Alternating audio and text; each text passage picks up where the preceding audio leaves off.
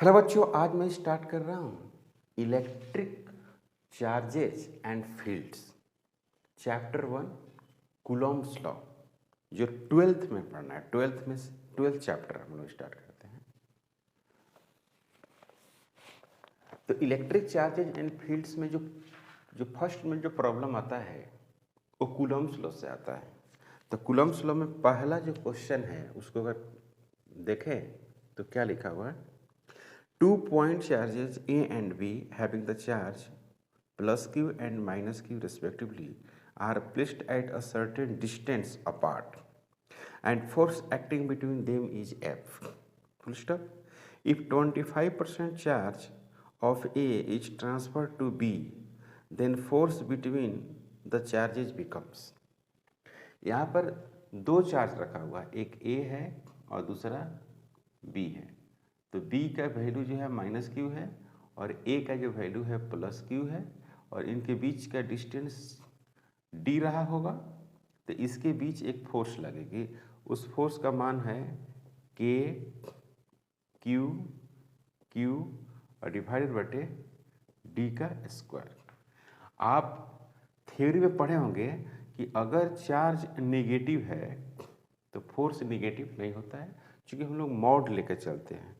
तो F equal to मिलेगा K Q square और डिवाइडेड बटे D का स्क्वायर। ये हो गया इक्वेशन नंबर फर्स्ट। अब क्या कह रहा है, सेकेंड पार्ट में कह रहा है if 25% charge of A is transfer to B, मतलब कि A में से ट्रांसफ़र कर रहा है किसमें, B में। मतलब कि ये A है, इसका कितना था, प्लस Q था, और यहाँ पर क्या है B है, इसका क्या है माइनस Q है। तो इसमें से 25% चार्ज ट्रांसफ़र हो रहा है। तो कैसे लिखेंगे, नया जो चार्ज मिलेगा वो मिलेगा Q dash is equal to Q, transfer हो रहा था, निकल रहा है ना, कितना 25/100 इंटू Q। इसको सोल्व करेंगे तो क्या मिलेगा आपको, ये 4 हो जाएगा। तो ये मिलेगा 3Q डिवाइडेड बटे 4। Q डैश इसमें से ट्रांसफ़र हुआ है, देख रहे हैं ना, A में से ट्रांसफ़र हुआ। तो A में से ट्रांसफ़र हुआ तो चार्ज कितना हो जाएगा A डैश, और किस में जा रहा है B में। तो यहाँ पर ये है Q डैश और ये हो गया आपको Q डबल डैश। तो Q डबल डैश में माइनस Q है और इसमें जा रहा है, तो जा रहा है तो प्लस हो जाएगा यहाँ पर 100 इंटू Q। तो इसको लिखेंगे तो ये हो जाएगा माइनस Q और प्लस 3Q डिवाइडेड बटे 4, सॉरी Q बटे 4 हो गया। तो ये हो गया माइनस 3Q बटे 4। नेक्स्ट फिर 4 से बनेगा F डैश, तो F डैश इजकल टू बनेगा K Q डैश फिर Q डबल डैश और डिवाइडेड बटे D उतना ही है। तो F जो डैश है वो बन गया K और Q डैश 3Q डिवाइडेड बटे 4 इंटू माइनस 3Q डिवाइडेड बटे 4 मॉड में रहेगा और डिवाइडेड बटे हो गया D स्क्वायर। तो यहाँ पर क्या लिखेंगे, F dash is equal to K और Q का स्क्वायर डिवाइडेड बटे D स्क्वायर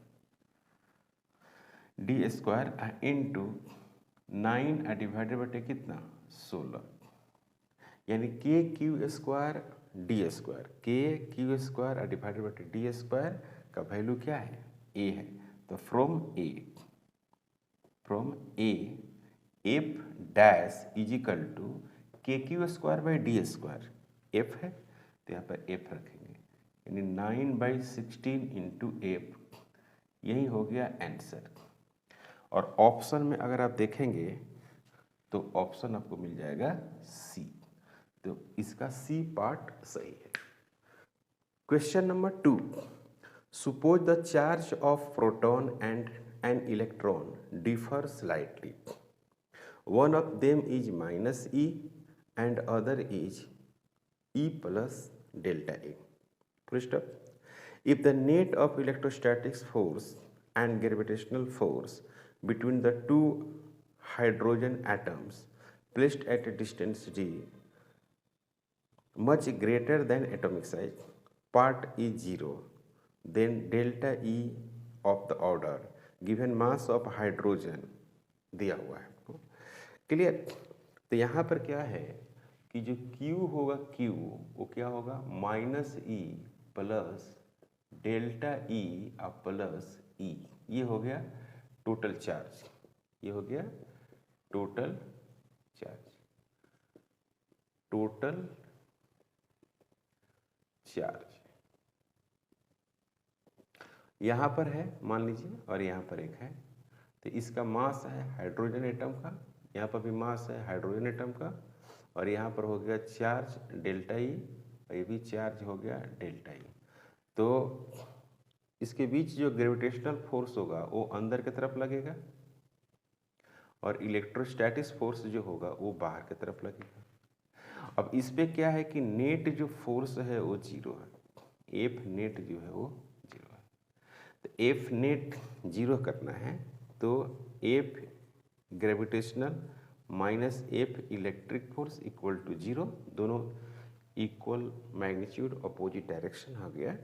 तो यहाँ पर लिखेंगे F G is equal to F E लिखेंगे, तो यहाँ पर लिखेंगे जी और मास ऑफ हाइड्रोजन इसका स्क्वायर डिवाइडेड बटे डी इसका square is equal to 1/4 pi epsilon naught into delta E और इसका स्क्वायर डिवाइडेड बटे डी इसका स्क्वायर।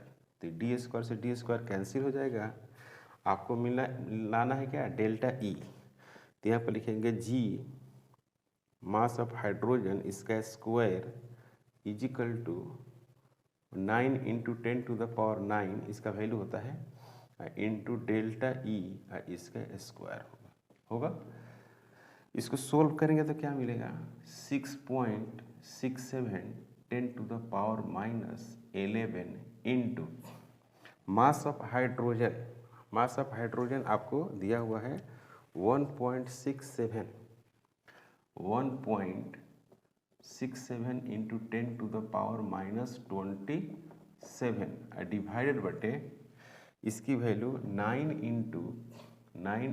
10⁹ और ये हो गया डेल्टा ई इसका स्क्वायर। तो ये हो गया delta E is equal to 6.67 और 10⁻⁻11 इंटू 10⁻⁻9 और डिवाइडेड बटे 9 इंटू 1.67 और 10⁻⁻27 इसका हो गया स्क्वायर, और इसको क्या करेंगे 1/2 कर देंगे रूट। तो यहाँ पर देखेंगे इसको कहेंगे कि देखिए 20 हो जाएगा, और 20 को रूट से बाहर करेंगे तो 10⁻⁻ कितना हो जाएगा, 10 हो जाएगा। और ये जो है ये स्क्वायर में है तो ये हो गया 1.67 और 10⁻⁻27 लिख सकते हैं। इसको क्या लिख सकते हैं, 3 लिख सकते हैं, है ना। और रूट में रह जाएगा ये वाला 6.67, ये रूट में रहेगा, है ना।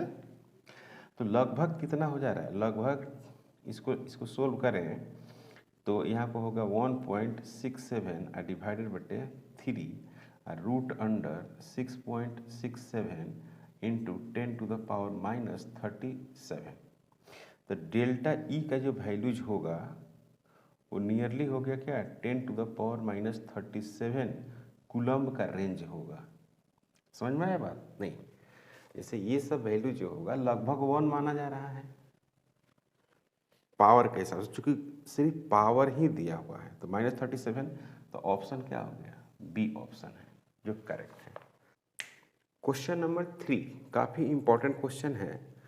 2 identical charge spheres suspended from a common point by 2 massless string of length L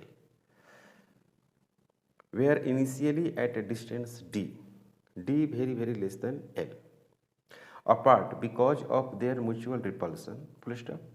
The charges begin to leak from both spheres at the constant rate. As a result, the spheres approach each other with velocity v. Then v varies as a function of the distance x between the spheres as. देखिए बहुत अच्छा सवाल है। यहाँ पर selling है और इस तरह से दो मास को हैंग किया हुआ है, ठीक है, ऐसे। तो ये क्या हो गया, थीटा, ये हो गया थीटा। इसकी लंबाई दिया हुआ है, चार्ज है, क्लियर, और इसके बीच की डिस्टेंस d है, इसका मास भी है, ओके। तो आप थ्योरी में पढ़े होंगे कि यहाँ पर हम लोग जो लिखते हैं, जैसे कि अगर हम इसकी बात करें, यहाँ पर mg, यहाँ पर t, यहाँ पर t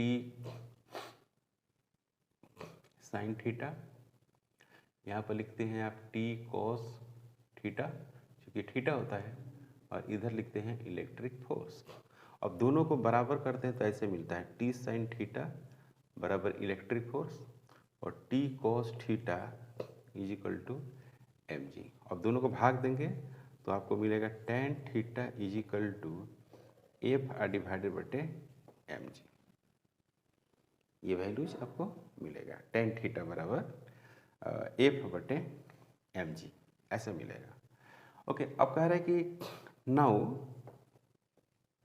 चार्ज लीक कर गया, चार्ज क्या किया, चार्ज लीक कर गया, leak, then distance between charges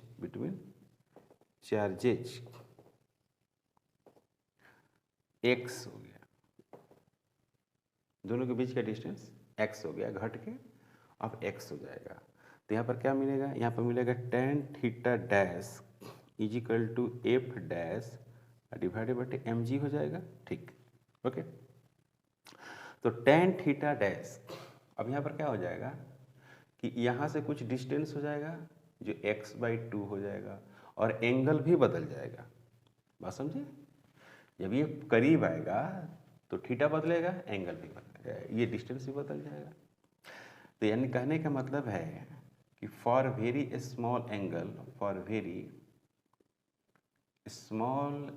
बहुत छोटा एंगल के लिए हम लोग क्या लिखते हैं, sine theta nearly is equal to tan theta, है ना। तो यहाँ पर क्या लिख सकते हैं कि tan theta dash is equal to sine theta dash, और साइन थीटा डैश बराबर क्या लिखेंगे, ये थीटा है तो ये परपेंडिकुलर होगा, ये वाला परपेंडिकुलर होगा।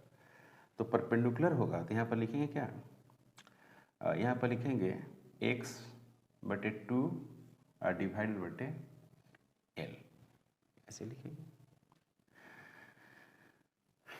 तो यहाँ पर लिख देंगे कितना हम, x/12। यहाँ पर क्या लिखेंगे, यहाँ पर लिखेंगे k क्यूब का स्क्वायर डिवाइडेड बटे दोनों के बीच की डिस्टेंस x² इंटू mg। अब यहाँ पर क्या लिखने वाले हैं, x के power 3 is equal to k cube का स्क्वायर डिवाइडेड बटे mg, यानी x का क्यूब डायरेक्टली प्रोपोर्शनल क्या हो गया, q का स्क्वायर। x का जो क्यूब होगा वो डायरेक्टली प्रोपोर्शनल क्या हो गया, स्क्वायर हो गया। अब यहाँ पर जो है q को क्या करेंगे, कांस्टेंट करना है, या ऐसे लिख सकते हैं q डायरेक्टली प्रोपोर्शनल x के पावर 3/2। अब इसको आप डिफ्रेंशिएट करें, dq/dt, इसको क्या करेंगे 3/2 और x के पावर 1/2, फिर क्या लिखेंगे dx/dt, है ना। और ऐसे लिखेंगे x के पावर 1/2 इंटू v, है ना, डायरेक्टली प्रोपोर्शनल करंट हो जाएगा। ये कांस्टेंट है, ये क्या था, dq/dt करंट। तो x के जो पावर है आपको क्या निकालना था, x निकालना था, x के टर्म में वैल्यूज आपको निकालनी थी, यानी आपको v निकालना था। तो v क्या हो जाएगा, v इनवर्सली प्रोपोर्शनल x के पावर 1/2, यानी v डायरेक्टली प्रोपोर्शनल x के power -1/2 v directly proportional x के पावर -1/2, तो ये आंसर हो गया ए आंसर हो गया। काफ़ी सिंपल क्वेश्चन है, ये कठिन क्वेश्चन नहीं है। दो आपको बॉब है इस तरह से सेटअप किया हुआ है, अब इसमें से चार्ज लीक कर रहा है, तो चार्ज लीक करेगा तो फोर्स ऑफ अट्रैक्शन रिपल्सन घटेगा, तो ये इसके पास में आ रहा है, तो कुछ वेलोसिटी होगी, ये जो आ रहे हैं उनका वेलोसिटी होगी, तो वेलोसिटी से v से आ रहा है और इनके बीच का डिस्टेंस जो है x हो गया घट के। तो ये आप इक्वेशन लिखते हैं, मैंने लिख दिया। अब मैं तब का इक्वेशन लिख रहा हूँ जब दोनों के बीच का डिस्टेंस क्या हो गया, x हो गया। तो tan theta dash is equal to f dash बटे mg। For very small angle sin theta nearly equal to tan theta, तो tan theta dash is equal to sin theta dash, ये हो गया। इसको सोल्व कर दिया मैंने। बाकी सब कांस्टेंट है, x और q को छोड़ दिया जाए तो सब कांस्टेंट है, तो x Q directly Q square इस तरह से करते गए, तो v और x वेरिएबल है, ये आ गया। i कांस्टेंट रेट था, रिजल्ट आ गया। Two peach balls carrying equal charges are suspended from a common point by strings of equal length. The equilibrium separation between them is R. Now the strings are rigidly clamped at half the height. The equilibrium separation between the ball now becomes। दो diagram दिया हुआ है आपको, इस तरह से दिया हुआ है, दो डायग्राम है और इस तरह से है।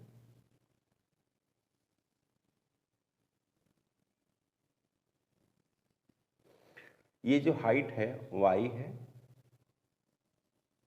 ये इक्विलिब्रियम में है, तो इक्विलिब्रियम में है तो इसके बीच की डिस्टेंस कितनी है, r है। तो हम एंगल मान लेते हैं क्या, थीटा मान लेते हैं, क्लियर है। तो अगर हम बात करें tan थीटा, यहाँ पर tan theta is equal to अभी लिखे थे f डिवाइडेड बटे mg, ऐसा लिखा था मैंने, ओके।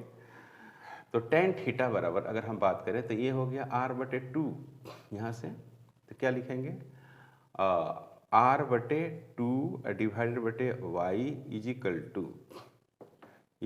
टू f डिवाइडेड बटे mg। r डिवाइडेड बटे 2y is equal to f divided बटे mg। इसको हमने माना equation number first. q charge है, इक्वेशन नंबर फर्स्ट मान लिया।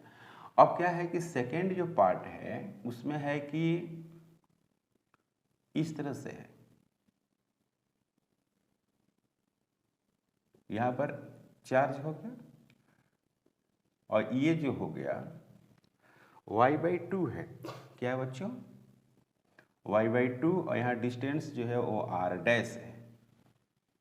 तो फिर यहाँ पर हम मान लेते हैं क्या, थीटा डैश, यहाँ पर भी मान लेते हैं थीटा डैश।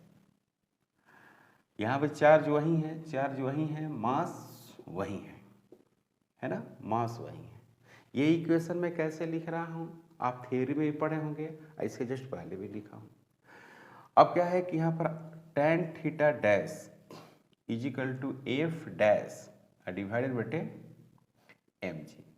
चार्ज तो वही है लेकिन डिस्टेंस बदल गया, इसीलिए f भी बदल गया। अब यहाँ पर क्या लिखेंगे, यहाँ पर लिखेंगे r डैश डिवाइडेड बटे 2 y/2। ये बेस हो गया r डैश बटे 2, r डैश डिवाइडेड बटे 2, सॉरी परपेंडिकुलर हो गया, बेस हो गया y/2, ये बेस हो गया is equal to f dash divided बटे क्या हो गया mg। तो यहाँ पर क्या हो जाएगा, ये हो गया, ये और ये कैंसिल हो गया, तो r डैश डिवाइडेड बटे क्या हो गया y, r डैश डिवाइडेड बटे y, फिर क्या हो गया f डैश डिवाइडेड बटे क्या हो गया mg हुआ। तो इसको मान लेते हैं क्या, b, इसको मान लेते हैं b। तो फ्रॉम a एंड b,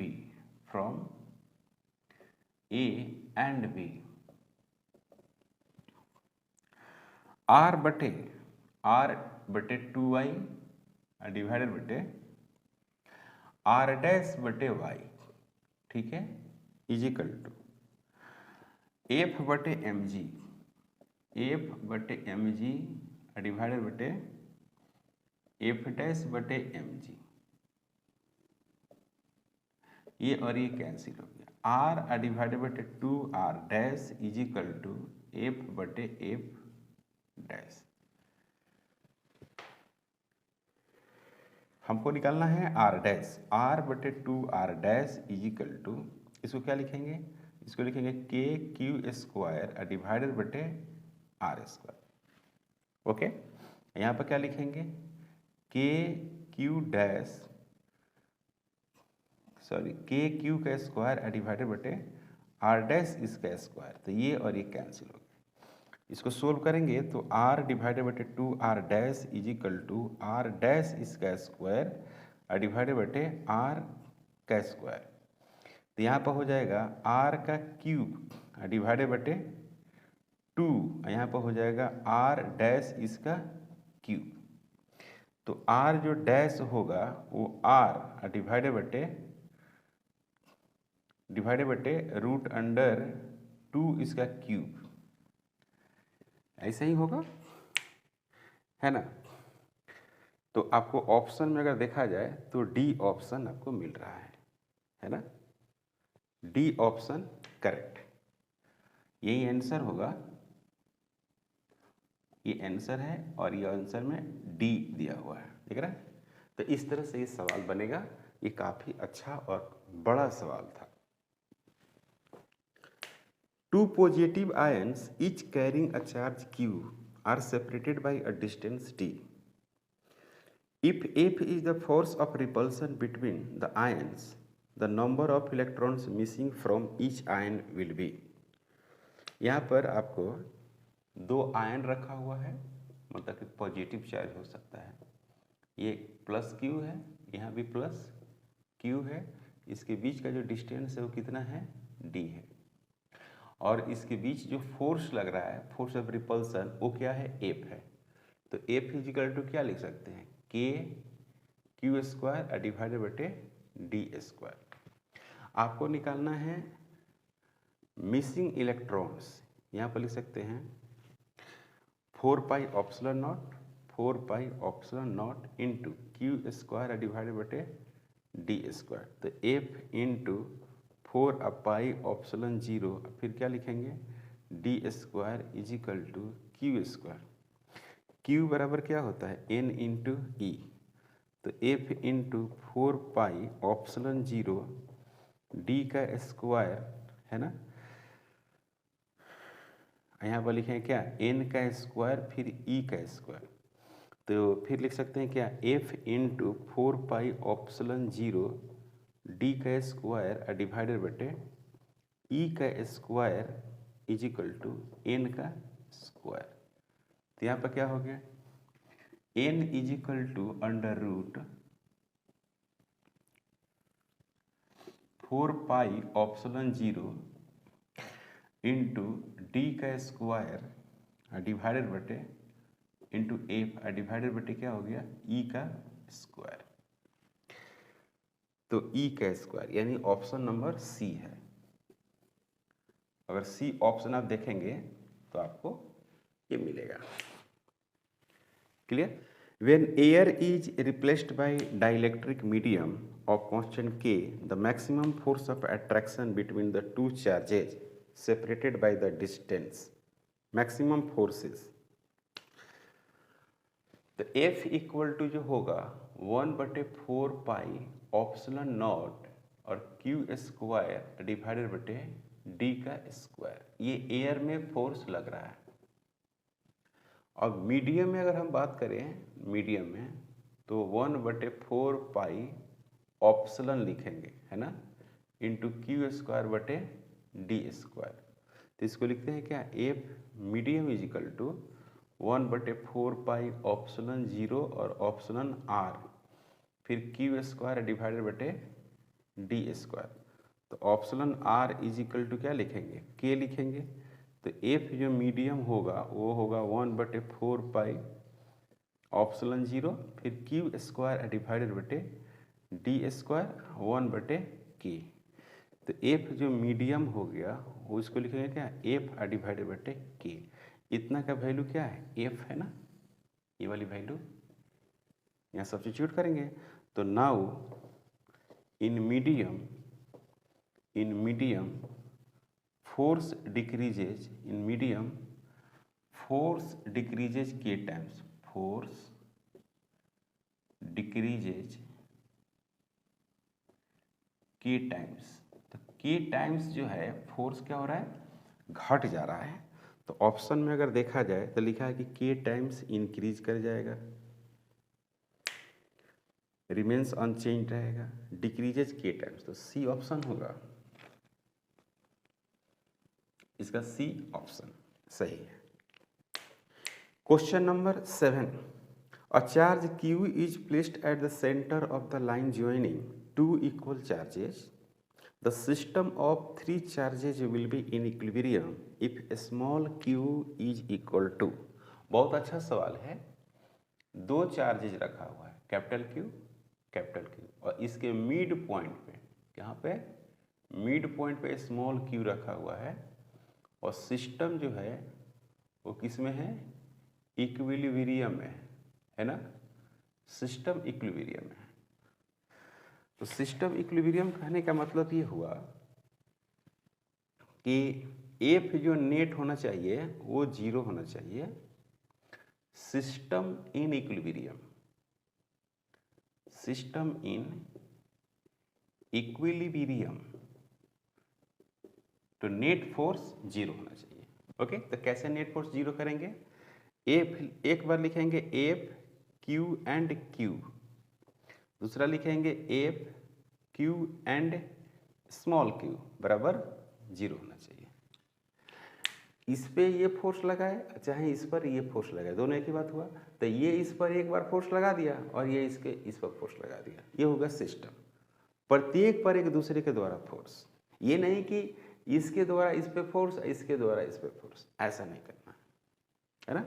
तो यहाँ पर क्या लिखेंगे, के क्यू का स्क्वायर डिवाइडेड बटे डी स्क्वायर होगा, प्लस के क्यू इंटू क्यू और इसके बीच का डिस्टेंस कितना है, d/2। तो d/2 इसका स्क्वायर इज इक्वल टू 0। तो यहाँ पर क्या लिखेंगे, के क्यू स्क्वायर डिवाइडेड बटे D square is equal to minus K Q Q divided बटे डी स्क्वायर बटे 4। इसको सोल्व करेंगे तो कैसा आएगा, यहाँ पर लिखेंगे के क्यू स्क्वायर डिवाइडेड बटे डी का स्क्वायर, फिर लिखेंगे minus K Q Q divided बटे डी स्क्वायर इंटू 4, ये के और के। यहाँ पर हो गया q is equal to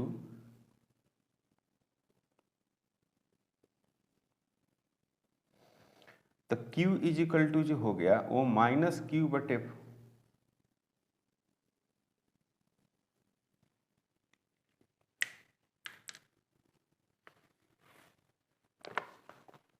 question number 8, point charges +4q minus q plus 4q are kept on the x-axis, x equal to 0, x equal to a and x equal to 2a respectively।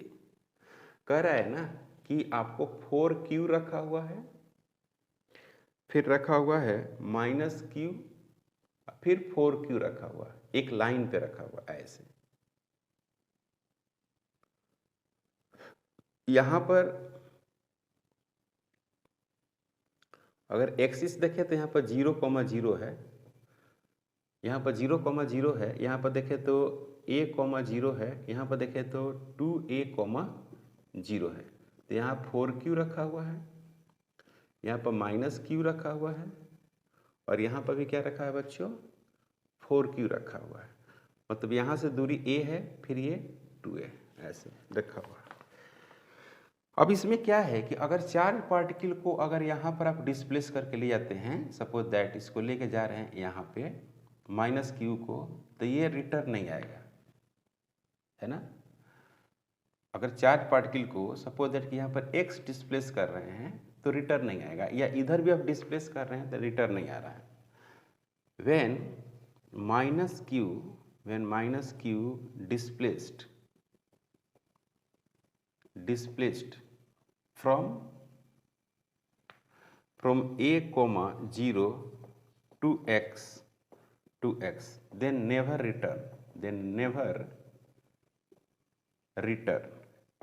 फिर वापस नहीं आ रही है। देख रहे हैं ना आप, अगर इसको यहाँ से यहाँ डिस्प्लेस किए तो ये फोर्स ज़्यादा खींचेगा और ये फोर्स कम खींचेगा, तो आने नहीं देगा। ये फोर्स इस पर क्या लगाएगा, ज़्यादा लगाएगा इधर की तरफ, और ये वाला फोर्स इधर कम लगाएगा, तो never return. So system in equilibrium, system in unstable equilibrium.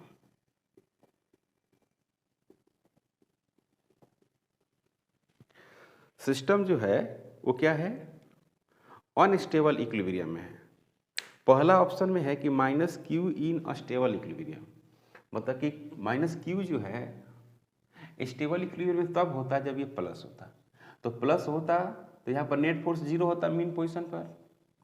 अब इसको डिस्प्लेस करेंगे, अगर मान ली प्लस क्यू है तो ये फोर्स इसको इधर लगाएगा और ये इसको फोर्स इधर लगाएगा, तो ये वाला फोर्स ज़्यादा होगा तो ये ठेल देगा इधर, है ना, ये ठेल देगा तो इधर ऐसे ऐसे ऐसे ऐसे करेगा, जो अपने मीन पोजीशन के अबाउट आगे पीछे चलती है, और सेंटर पर नेट फोर्स क्या होना चाहिए, 0 होना चाहिए, तो वो स्टेबल इक्विलिब्रियम होती है। तो ये ऑप्शन पहला नहीं है, all the charges are in stable equilibrium. B भी गलत, ए भी गलत, C all the charges are in unstable equilibrium. तो इसका आंसर जो होगा वो सी होगा। आंसर क्या होगा बच्चों, C. Clear. Question number 9, an electron fall from the rest through a vertical distance h in uniform vertical electric field upward direction, electric field E. The direction of electric field is now reverse, keeping its magnitude is same. A proton allowed to fall from the rest in it through the same vertical height h. The time of fall the electron in comparison to the time of fall of proton. ठीक है भाई, देखिए first case में क्या है कि electric field जो है वो ऊपर है। क्लियर, ये ग्राउंड हो गया फर्स्ट केस में आपको इलेक्ट्रिक फील्ड कहाँ है, ऊपर है, और यहाँ पर एक इलेक्ट्रॉन है, क्या है, इलेक्ट्रॉन। क्लियर है, और h हाइट है, इनिशियल वेलोसिटी इसकी 0 है। तो इलेक्ट्रिक फील्ड जब ऊपर होगा तो इलेक्ट्रॉन पर फोर्स कहाँ लगेगा, नीचे लगेगा, ये आपको पता होनी चाहिए। अब कह रहा है क्या कि इलेक्ट्रिक फील्ड अब प्रोटॉन को रिलीज कर रहा है, किसको, प्रोटॉन को। ठीक है, तो इलेक्ट्रिक फील्ड का डायरेक्शन क्या कर दिया बच्चों, चेंज कर दिया। इलेक्ट्रिक फील्ड का डायरेक्शन जो है चेंज कर दिया, तो चेंज कर दिया तो इधर भी फोर्स कितना लगेगा, इसी पर फोर्स भी यही लगेगा। ये समझ में आ रहा है आपको। आप पढ़े होंगे कि अगर प्लस कोई चार्ज है और एक माइनस क्यू चार्ज है और इस तरह से इलेक्ट्रिक फील्ड दिया हुआ है, तो इस पे जो फोर्स लगता है वो किधर लगता है, इधर लगता है, और इस पे जो फोर्स लगेगा कहाँ लगेगा, उल्टा लगेगा। ये आपको पता है, ये जानकारी है। तो ये तो इलेक्ट्रॉन है, तो इलेक्ट्रिक फील्ड कहाँ है, ऊपर है, इलेक्ट्रिक फील्ड ऊपर, तो फोर्स कहाँ लगेगा, नीचे। और इसमें क्या है, इलेक्ट्रिक फील्ड नीचे है, तो इलेक्ट्रिक फोर्स भी कहाँ लगेगा, नीचे लगेगा। दोनों का हाइट सेम है, तो इसके द्वारा जो टाइम लग रहा है वो इलेक्ट्रॉन इसका नाम है गया, इसके द्वारा जो टाइम लग रहा है वो प्रोटॉन हो गया। क्लियर है। तो एक्सेलरेशन क्या होगा, एक्सेलरेशन जो होगा F बराबर a में, यहाँ पर क्या लिखेंगे, E into E M into A, तो a इज इक्वल टू जो होगा वो E डिवाइडेड बाई m होगा। तो अगर हम एक्सेलरेशन इलेक्ट्रॉन की बात करें तो E लिखेंगे, कैपिटल E लिखेंगे, और मास ऑफ इलेक्ट्रॉन लिखेंगे। अगर एक्सेलरेशन ऑफ प्रोटॉन की बात करें तो E इंटू ई लिखेंगे या divided by m into P लिखेंगे। कोई डाउट, याद है, कोई डाउट नहीं, ओके। तो इनिशियली रेस्ट से चलना स्टार्ट किया है, तो हम बात करते हैं क्या, फॉर इलेक्ट्रॉन इलेक्ट्रॉन की बात करें तो यहाँ पर क्या लिखेंगे, h लिखेंगे, इनिशियल वेलोसिटी 0, 1/2 लिखेंगे, एक्सेलरेशन e t e का स्क्वायर। तो यहाँ पर लिखेंगे 2h डिवाइडेड बटे a into E divided equal to T E, इसका स्क्वायर हो गया। तो T E is equal to root under 2h divided बटे ई। तो यहाँ पर लिखेंगे ई डिवाइडेड बटे m इंटू ई। तो यानी टी जो ई है वो क्या आ रहा है 2h m into E divided बटे ई फिर ई। तो यहाँ पर क्या हो गया T E directly proportional root under M E. कोई प्रॉब्लम? यहाँ तक कोई दिक्कत नहीं। T E directly proportional M E आ गया। ओके, तो उसी तरह से टी जो पियर प्रोटॉन होगा वो directly proportional root under M P हो जाएगा, सेम टू सेम। ओके, तो हमको पता करना था, रेशियो पता करना था ना, तो T P divided by ratio नहीं, रिलेशन निकालना था। तो यहाँ पर क्या हो गया एम पी डिवाइडेड बटे एम ई, है ना। तो मास ऑफ इलेक्ट्रॉन क्या होता है, मास ऑफ जो इलेक्ट्रॉन है वो छोटा होता है किससे, मास ऑफ प्रोटॉन से। तो ये वाला जो वैल्यूज होगा ग्रेटर देन क्या हो जाएगा 1 हो जाएगा। तो टी पी डिवाइडेड बटे टी ई ग्रेटर देन 1। तो यहाँ पर हो गया क्या T P greater than T E. तो टाइम कौन ज़्यादा लगा रहा है, प्रोटॉन। तो time taken by proton greater than electron. तो time taken by proton greater then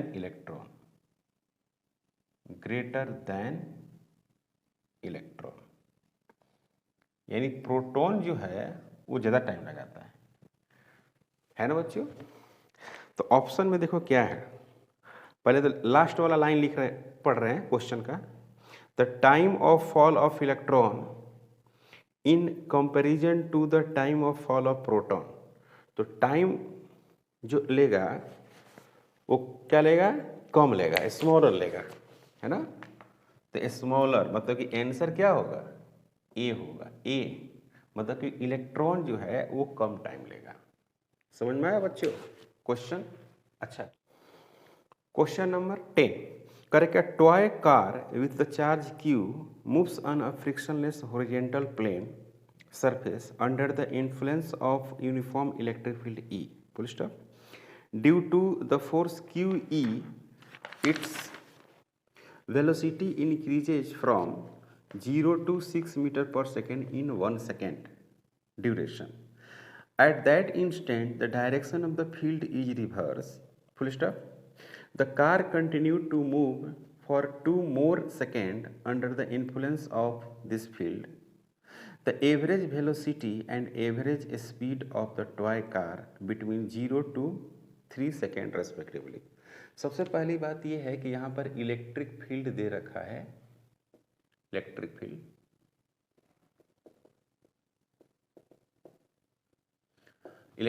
तो F इज इक्वल टू इसमें क्यू भी लगता है, ये आपको जानकारी है, ये आपको मालूम है। दूसरी बात ये है कि 0 to 6 मीटर पर सेकेंड उसके स्पीड में चेंजिंग हुआ है t is equal to 1 second पर। जब इलेक्ट्रिक फील्ड किधर है तब 1 सेकेंड तक इलेक्ट्रिक फील्ड इधर है। अब कह रहा है कि इलेक्ट्रिक फील्ड उसका जो है रिवर्स हो गया, इलेक्ट्रिक फील्ड रिवर्स हो गया कितना सेकेंड के लिए, 2 सेकेंड के लिए। तो टोटल जो टाइम है, टोटल टाइम जो है आपको 3 सेकेंड मोशन का हो गया, 3 सेकेंड हो गया मोशन का। ओके, तो आपको स्पीड और आपको भी एवरेज स्पीड बताना है और एवरेज क्या बताना है, वेलोसिटी बताना है ना। कितना में, 0 to 3 सेकेंड में मिला जुला के हमको डिस्टेंस कैलकुलेट करना है और डिस्प्लेसमेंट कैलकुलेट करना है। क्लियर है, यहाँ तक कोई डाउट नहीं। तो हम लोग क्या करते हैं यहाँ पर कि फर्स्ट में हम लोग डिस्टेंस कैलकुलेट कर लेते हैं काफ़ी आसानी से। जो सवाल है आपको यहाँ पर बहुत सारी चीज़ें दे रखा है ना, बहुत सारी चीज़ें दिया हुआ है। यहाँ पर फर्स्ट में अगर हम बात करें तो इनिशियली रेस्ट से चलना स्टार्ट किया है, तो सबसे पहले एक्सेलरेशन कैलकुलेट करते हैं। एक्सेलरेशन तो कैसे एक्सेलरेशन कैलकुलेट करते हैं, v बराबर u प्लस ए टी, है ना। तो v कितना है 6 सेकेंड, 6 है, इनिशियली 0 और एक्सेलरेशन हमको निकालना है, और t बराबर कितना 1 सेकेंड, तो a बराबर हो गया 6 मीटर पर सेकेंड स्क्वायर, एक्सेलरेशन निकल गया। तो पहला जो है S1 इजिकल टू क्या लिखेंगे 0 प्लस 1/2 इंटू 6 इंटू 1 का स्क्वायर। पहला डिस्टेंस तो मिल गया, S1 इजिकल टू क्या मिला बच्चों, S1 इजिकल टू मिल गया 3 मीटर। अब बात ये है कि ये कितना देर में रुक रहा है, पहले ये पता कर लो। चूंकि ये तो जा रही है ऐसे ना, इस तरह से जा रही है, ऐसे जा रही है और जाके ऐसे रिटर्न होके फिर ऐसे आ रही है, तो पता कर लेते हैं कि कब रुकी। तो ये हो गया S1 जो कवर किया ये चला गया। अब यहाँ पे क्या किया है कि इलेक्ट्रिक फील्ड यहाँ तक था, यहाँ तक इलेक्ट्रिक फील्ड था, अब जस्ट यहाँ पे इलेक्ट्रिक फील्ड रिवर्स हो गया, समझे बाबू। जो मैंने S1 निकाल लिया ना, S1, तो यहाँ पर U 0 है, लेकिन यहाँ पर V कितना है गया, यहाँ पर 6 मीटर पर सेकेंड हो गया। तो फिर यहाँ पर V कितना होगा 0 न होगा, है ना, तब न रिटर्न हो गया इधर आएगी। तो ये S1 हो गया, ये क्या हो गया S2 हो गया, और फिर ये आपको S3 हो गया, 3 पार्ट में है। तो हमको ये तो पता नहीं है, हमको ये मालूम है कि यहाँ से यहाँ तक 1 सेकेंड लगा है, लेकिन बाकी जो है पता नहीं इधर 1 सेकेंड है कि कितना है और कितना इधर है। मतलब ये पूरा हमको मालूम है कि 2 सेकेंड है, लेकिन इधर कितना लगा और इधर कितना यूज हुआ टाइम ये नहीं मालूम है। तो ये हम पता कर लेते हैं। तो v को 0 करेंगे तो पता चल जाएगा कि कब ये रुकी, तो कितना रिवर्स डायरेक्शन में जा रही है। तो v इजिकल टू, ध्यान दीजिएगा, u प्लस ए टी होगा, इसको 0 कर देंगे 6 होगा, और यहाँ पर क्या होगा प्लस 6 एक्सेलरेशन, यहाँ तक तो एक्सेलरेशन वही ना था, इनटू क्या हो गया t, है ना। तो यहाँ पर हो जाएगा आपको, और सॉरी रिटार्डेशन हो जाएगा, मतलब ये रिटार्डेशन हो जाएगा -6 रिटार्डेशन होगा। तो यहाँ पर हो जाएगा t इजिकल टू 1 सेकेंड, मतलब कि 1 सेकेंड में फिर वो रुक गई। तो फिर निकालिए S2, तो S2 इजिकल टू क्या लिखिएगा ut प्लस 1/2 फिर a इंटू टी का स्क्वायर, फिर 1 सेकेंड में रुक रही है, तो ये निकालना है। तो अब यहाँ पे जो है वो 6 है, अब देख रहे हैं यहाँ पर 6 लिखा हुआ है। इनिशियल जो वेलोसिटी हो गया, ये इनिशियल वेलोसिटी का काम करेगा, पहला का फाइनल, तो ये हो गया 6 इंटू 1, और यहाँ पर हो जाएगा प्लस 1/2 -6 इंटू 1 का स्क्वायर, तो ये कितना हो गया 6 - 3, फिर ये हो गया 3 मीटर। तो S2 भी कितना आ गया बच्चों 3 मीटर आ गया। अब फिर क्या होगा, यहाँ से रुक के फिर चलना स्टार्ट कर देगी इधर फिर अब 1 सेकेंड तो यूज हो गया, तो बच गया कितना 1 सेकेंड, 1 सेकेंड यहाँ यूज हो गया, यहाँ से यहाँ तक, और 1 सेकेंड ये पहले से था ही, तो अब बच गया कितना 1 सेकेंड बच गया, 1 सेकेंड बचा। तो अब इसका फिर इनिशियल वेलोसिटी 0 हो गया, कुछ अपना वेलोसिटी हो गई, है ना। तो इसमें भी आप क्या कर सकते हैं, इसमें भी एक्सेलरेशन आप कैलकुलेट कर सकते हैं। तो फिर एक्सेलरेशन जो होगा उसी एक्सेलरेशन से क्या होगी, ये रिटर्न फिर इंक्रीज कराना स्टार्ट करेगी। तो S3 इजिकल टू अगर लिखेंगे तो फिर लिखेंगे 0 1/2 फिर होगा 6 इंटू 1 का स्क्वायर, तो ये हो गया S3 इजिकल टू 3 मीटर फिर आ गया। तो अगर हम डिस्टेंस की बात करें, डिस्टेंस, तो डिस्टेंस में तो सब जुड़ जाएगा ना, डिस्टेंस की अगर बात किया जाएगा तो सब जुटेगा, है ना। और ये जो है ये है ना, ये वाला आपको निगेटिव होगा, अगर डिस्प्लेसमेंट में देखा जाए तो निगेटिव होगा। और बाद में देख लेंगे, डिस्टेंस की बात करें तो 3 + 3 + 3, तो ये हो जाएगा 9 मीटर। तो एवरेज स्पीड निकाल रहे हैं, क्या निकाल रहे हैं एवरेज स्पीड, तो 9 / 3, तो ये हो जाएगा आपको 3 मीटर पर सेकेंड। ये है एवरेज स्पीड, एवरेज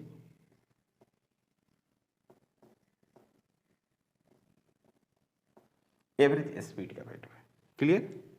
तो एक तो आंसर आ गया। अब दूसरा आंसर की अगर हम बात करें तो डिस्प्लेसमेंट निकालना होगा। डिस्प्लेसमेंट।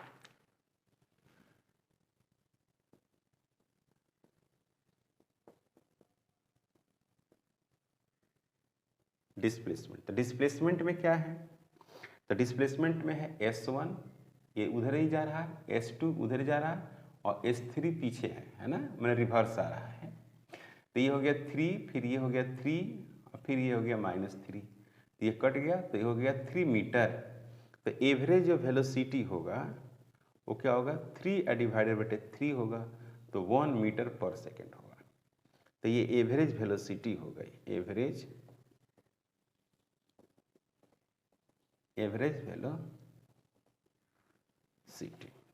वेलोसिटी। तो एवरेज स्पीड और एवरेज वेलोसिटी की बात करते हैं।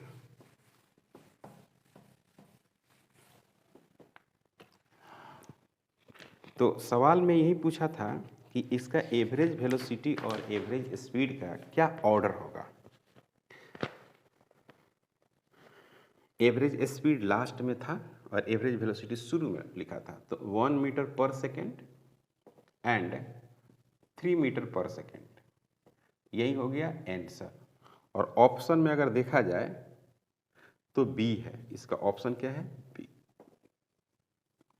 ओके, तो आज हम लोग इलेक्ट्रोस्टैटिक्स 12th का फर्स्ट चैप्टर, जिसमें इलेक्ट्रिक चार्जेस एंड फील्ड्स के बारे में पढ़ना है, उसका हम लोग 1 से लेकर 10 तक प्रॉब्लम सॉल्व किए हैं। कंटिन्यू हम लोग आगे करते रहेंगे इसमें सोल्व। इसके पहले जो हम लोग पढ़ेंगे साउंड वेव्स जो पढ़े हैं, उसमें आपको डॉपलर इफेक्ट हटा दिया है सिलेबस से। नीट 2024 में डॉपलर इफेक्ट को रिमूव कर दिया है, इसीलिए हम लोग डॉपलर इफेक्ट के प्रॉब्लम को नहीं सोल्व किया, क्योंकि अननेसेसरी के प्रॉब्लम बढ़ाने से कोई फायदा नहीं है। जो सिलेबस है, जो टू द पॉइंट सिलेबस है, उसी को हम लोग पढ़ेंगे, है ना भाई। तो इसलिए मैंने आज 12th का पार्ट्स को स्टार्ट कर दिया। ओके, तो आज का लेक्चर यहीं पे स्टॉप करते हैं, मिलते हैं नेक्स्ट लेक्चर में। अगर आप हमारे चैनल पर नए हैं, प्लीज़ सब्सक्राइब करें, शेयर करें। Thank you.